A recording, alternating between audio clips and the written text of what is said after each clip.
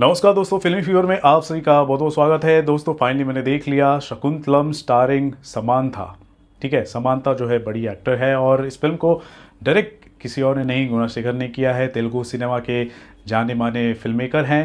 तो इस फिल्म को लेकर काफ़ी ज़्यादा एक्साइटेड था, लेकिन काफ़ी कम शोज़ रखे गए हैं हिंदी की अगर बात की जाए तो। लेकिन फिर भी मैंने इस फिल्म को 3D में देखने की कोशिश की है। तो आपको बता दूँ, ये जो फिल्म है भारत के महान कवि जो हैं कालिदास, उनके महाकाव्यों में से एक अभिज्ञान शकुंतलम जो है उस पर आधारित ये फिल्म है। ठीक है, तो ये जो अभिज्ञान शकुंतलम है उसमें राजा दुष्यंत और जो ऋषि कन्या होती है शकुंतला, उनके बीच की जो प्रेम कहानी होती है उस पर आधारित है। अब ये जो प्रेम कहानी कोई छोटी मोटी नहीं है और कोई ऐसी नॉर्मल सी कहानी नहीं है, बहुत ही इंटरेस्टिंग कहानी है। अलग अलग सरकमस्टेंसेस हो जाते हैं, उसको लेकर ही आप जब इस फिल्म को देखने जाओगे तो आपको इंटरेस्टिंग लगेगा। आपको बता दूँ, ये जो कहानी काफ़ी पॉपुलर है और जो भी आपके दादा होंगे, दादी होंगी, आपके पिता होंगे, मम्मी होगी, उनको ये कहानी पता होगा, हो सकता है। उसके अलावा डॉक्टर राजकुमार सर जो हैं कन्नड़ा सिनेमा के लेजेंडरी एक्टर हैं, उन्होंने भी इस पर एक फिल्म भी बनाई थी।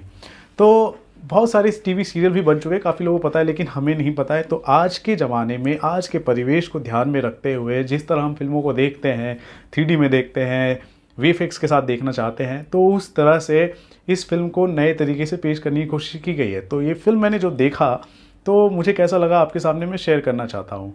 सो बेसिकली मैं जब गया तो ये एक्सपेक्ट करके गया कि डायलॉग डिलीवरी होगी वो काफ़ी इम्पैक्टफुल हो सकती है और कुछ अलग तरीके से दिखाए जाने की कोशिश की भी जा सकती होगी, क्योंकि जब मैंने ट्रेलर देखा था तो मुझे विजुअल्स बहुत अच्छे लगे थे। लेकिन ये जो कहानी है बहुत टाइम से सुनाई जा रही है, तो हो सकता है कि जब मैं फिल्म देखूंगा मुझे बोरिंग लग सकता है। लेकिन अगर डायलॉग अच्छा होगा तो बोरिंग नहीं लगेगा। लेकिन एक्चुअली में जब मैं फिल्म देखने के लिए गया तो स्क्रीन प्ले से मैं काफ़ी नाराज़ हो गया। स्क्रीन प्ले काफ़ी ढीला है और डायलॉग डिलीवरी जो है वो ज़्यादा इम्पैक्टफुल नहीं है। लेकिन अगर विजुअल्स की बात की जाए, वो मुझे बहुत सारे सीन्स जो हैं मुझे अच्छे लगे, जैसे कि राजमहल का दृश्य हो, आश्रम का दृश्य हो, जंगल का दृश्य हो, हिमालय और हिमालय के पर्वतों वाले जो दृश्य हो, वो सारी की सारी चीज़ें मुझे अच्छी लगी।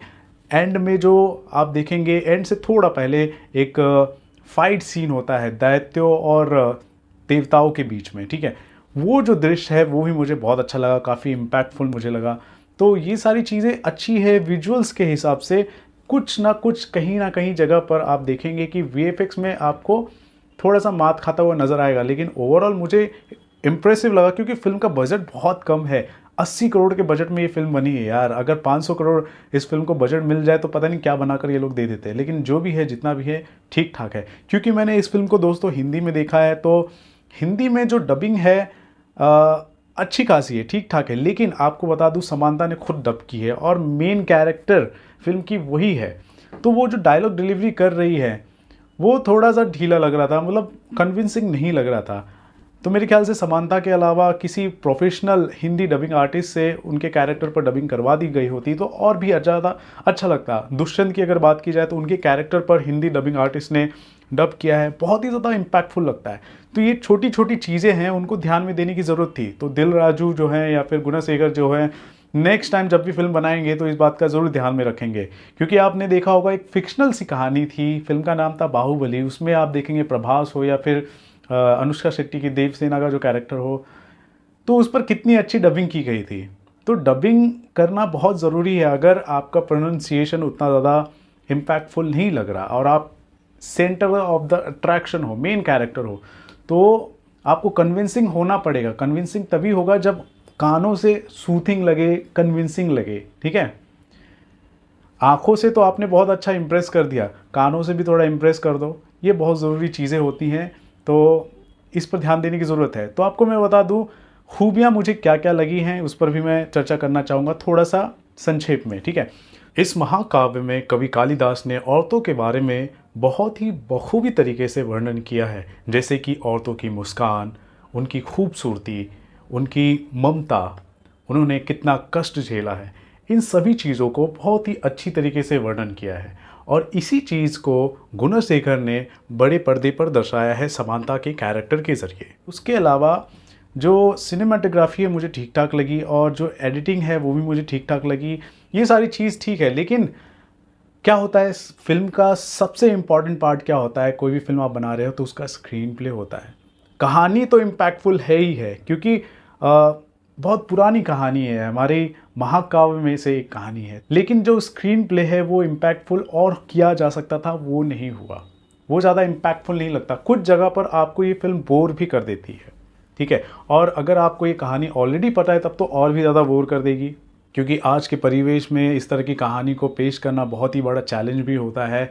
और हम काफ़ी कूल हो चुके हैं, काफ़ी अलग अलग वेस्टर्न काइंड ऑफ फिल्में देखते हैं, उनकी स्टोरीज़ देखते हैं। तो ऐसे में हमारी जो पौराणिक गाथाएं हैं, महाकाव्य है, उससे रिलेटेड कोई फिल्म आ जाती है तो उसको इंटरेस्टिंग वे में पेश करना भी बहुत ज़रूरी है। तो I am sure next time film makers इस बात का भी ध्यान रखेंगे। सो गाइस, ये था मेरा रिएक्शन अबाउट शकुंतलम को लेकर। आपको बता दो, इस फिल्म को मैं 5 में से 3.5 स्टार देना चाहूँगा। ये फिल्म वन टाइम वॉचेबल है, देखने लायक है, लेकिन अगर आपको ये कहानी पता है तो शायद आप बोर भी हो सकते हैं। और जिन्हें काफ़ी इंटरेस्ट है भारत के कुछ अलग एस्पेक्ट को देखने के लिए, तो आप इस फिल्म को आप देख सकते हैं, आप इंजॉय भी कर सकते हैं। So this is my opinion about this film. आप क्या कहना चाहते हैं, आपका क्या ओपिनियन है, ज़रूर बताएं दोस्तों हमारे कमेंट सेक्शन पर। और देखते रहें आपका अपना channel Filmy fever. This is Ravi Gupta here, signing off. नमस्कार।